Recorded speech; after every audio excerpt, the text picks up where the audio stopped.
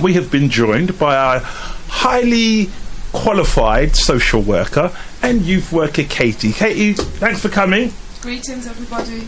Eventually. Oh no, say it again. Sorry, I had your mic down. Greetings, everybody. There you go, you're in.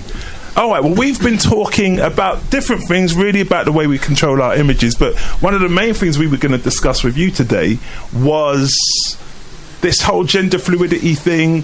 Gender neutrality, they call it. Oh, I'm sorry. It was gender fluidity was months ago. That was last week. That's neutrality. So now it's gender neutrality. Yeah. To be honest, I've heard it. The bit I knew is now there's some controversy between whether you buy skirts or trousers for your boys and your girls when they go back to school. What is really the hoo-ha? Right, so there's two sides of it, I guess. From the school side, I think it's this past week, like a high school in East Sussex basically introduced gender neutral uniform. They said it was to make things fairer. So basically all the children will be wearing trousers, they've banned skirts and whatnot, because they said they want, for it to be fairer for transgender pupils and also to eliminate complaints over the decency of short skirts or whatever.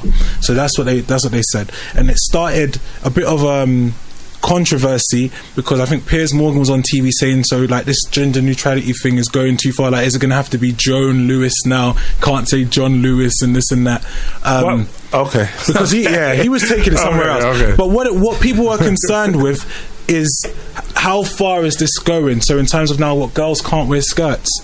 Wow. Like how far is it going? And then when I looked into it deeper, they said over the last 2 years, I think 120 schools have introduced gender neutral clothing. Some of them actually giving children reign. So like if a boy wants a skirt, well then give him the skirt, let him wear the skirt. Like he's for him to decide sort of thing what he wants.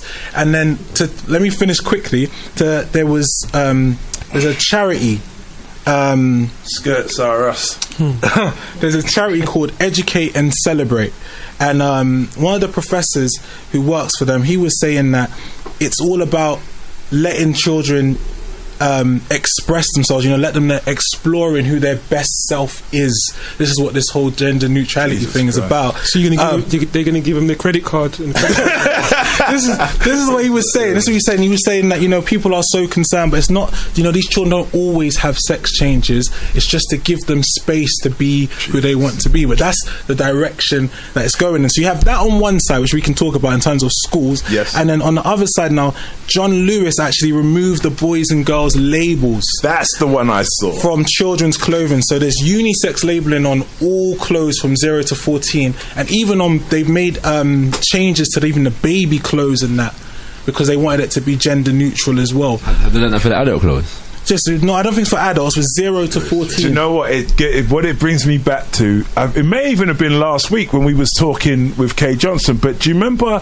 David? You were saying when they needed to do something, when they wanted to make changes in the future, they didn't bother with the adults. No, they went straight to the young people and started making changes in the schools to make that's the thing you were talking about with Inception. You're planting these seeds because if you think on it, on one side, young people are coming up different now. Like we just had Stormzy. That's what I forgot to tell you. We had Stormzy calling the Prime Minister a pagan at the awards event. I saw that. I'm like, yo, I'm gonna get this guy's album. It's a pretty good album, bro. Brother, I was listening to it this very morning. So big up Mr. Storm. When I heard pagan, I'm like, I like you. You're a nice young man. I'm going to get your album. You're getting a one listen 10. I listened to that today. But young people are coming up different.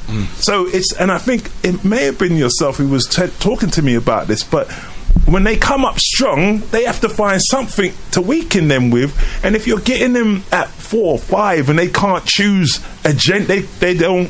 You're not teaching them their real identity. You're giving them, you could be a cat, a dog, a male, a female. I've decided I'm a moose, mum, and then you've got to go and find antlers for the child and whatever. That's just, I don't know. It may be that. Katie, what is your profession doing to us here, Katie? What are you doing? Don't blame me. In terms of the gender neutral craze in primary schools, they're also making changes to the toilets. So the children's toilets are now unisex toilets, so that those with gender dysfunction or non-specific gender behaviour can feel free and welcome to use the toilets. But where does that leave our children that are happy to be male or female? Because you're making it equal for those with a gender dysfunction, but you're then not giving the children that like to identify as male as female an equal opportunity to use toilets, and that's the far with males higher only. proportion as well. Which this is what people have been getting into. That's what some of the parents are writing and complaining, like saying, talking about their daughters, like their daughters want to wear skirts. What I know, when I was going to school, right, one of the biggest taboos. Yeah, I know where you're going. Right? I know where you're going. In school was to find boys in the girls' toilets, and that was for the protection of the girls, right? Just what I'm saying. Essentially, that's what it was about. You know what I'm saying? We know how young men are socialized to be in terms of sexual development. Yeah, when it's all new and that. Just what I'm saying. So it's like when you remove that, what kind and then this is all being done a lot of the time in terms of the fact of kind of eliminating patriarchy or male dominance from a society and that kind of things. I'm saying, how are you facilitating that agenda with this activity right here in terms of this gender neutrality business? Because at the end of the day, like, there will be men and women who are quote unquote heterosexual, even though I don't like these terminologies, right? But I'm just saying that. So what are you doing here? You're about to get categorized as a heterosexual male, as a threat and as a savage. Right. You're like, oh, so you're not like neutral, fluid. Right. You know, when's the last time you wore a skirt? Right. Well, if you ain't wearing a skirt, something's wrong with you, kind of thing. And like, I'm saying, look, everybody, like I was talking about the free will situation, they could do that. Help me. They could do that, but then. What about those of us who don't want to? Where do we go? This is the thing. It's almost like it's being enforced on people, because that's the thing. There's a difference. Like, I too believe that people should be free. God gave us free will, dude. You know what I mean? You got to do. Everyone's got to make the decision and decide who they are. Fair enough.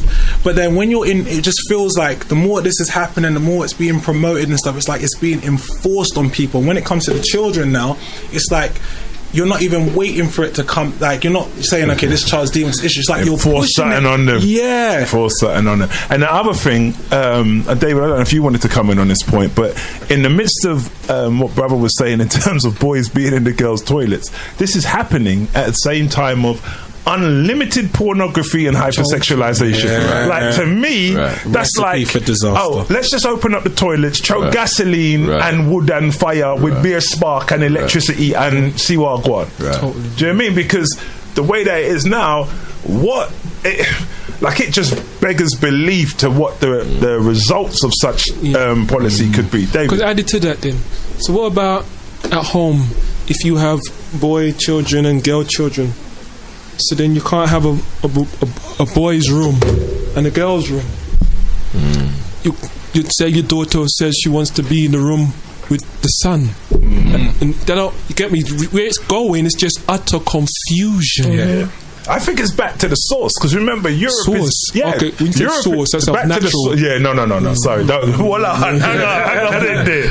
Back to the source, whereby the source of the Western world and Europeanism, it's just hedonism, it's that madness, and they're trying to get back there and call it logical, so as many of us will go with them as possible. We have 20 seconds before we get to the next year. You hold that point. When we come back, we will be discussing it, but keep it locked here. It's Amiga FM 104.1. We're having a great time on the Talk Black Radio show. My guests are Shakara Bandaka and Katie, who is our sorry, what are you? Are a social worker. You got a master's in social work, don't you? Right, we'll be right back here after these messages. Keep it locked. Amiga Radio 104.1 FM. News and views around your community.